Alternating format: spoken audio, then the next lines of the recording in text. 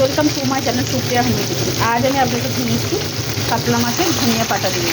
তো দেখুন, আমি কাতলা মাছগুলো নুন হলুদ মাখিয়ে ভেজে নিয়েছি, কিছুটা ভেজে নিয়েছি, 4 পিসের মতো ভেজে নিয়েছি আর 4 পিস ভাজছি। ভেজে আমি এবারে পেঁয়াজ লঙ্কা আর ধনে পাতাটা বেটে ফিরছি। তো বন্ধুরা দেখুন, মাছগুলো সাইড করে রেখেছি আর এখানে আমি কালো জিরা ফোড়ন দিয়ে দিলাম। কালো জিরাটা হোক, ফিরছি। কালো জিরার সাথে সাথে মাছের মধ্যে রসুন বাটা দিয়ে দেবো,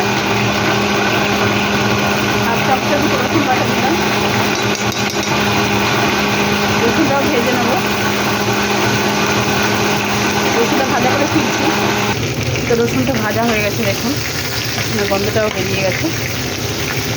রসুনটা ভাজা হয়ে যাওয়ার পরে আমি ওই পেঁয়াজ ধনে পাতা কাঁচা লঙ্কার পেস্টটা দিয়ে দেবো।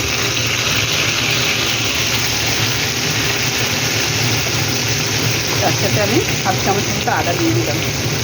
এটাকে ভালো করে কষিয়ে নেড়ে নেড়ে কষিয়ে ফিরছি।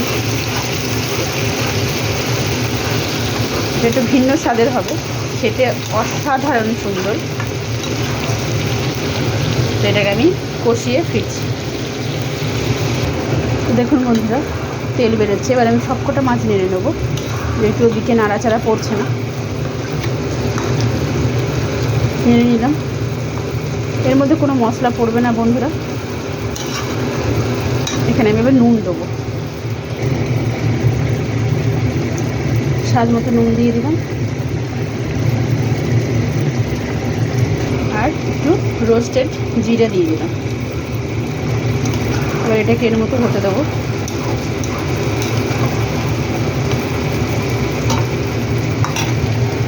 জল দিয়ে দিই, ফুটুক। জলটা কমিয়েই দেবো, ফুটুক, মাছগুলো ফুটে নরম হবে। এই সময় গ্যাসের ফ্লেমটা জোরে দিয়ে দেবো। গ্যাসের ফ্লেম জোরে দিয়ে দিলাম, এটা ফুটুক, ফিরছি। তো বন্ধুরা দেখুন, আমার ঝোলটা বেশ খানিকটা ফুটে গেছে। এবার আমি আস্তে করে দেবো, এবার আস্তে আস্তে হবে। দেখুন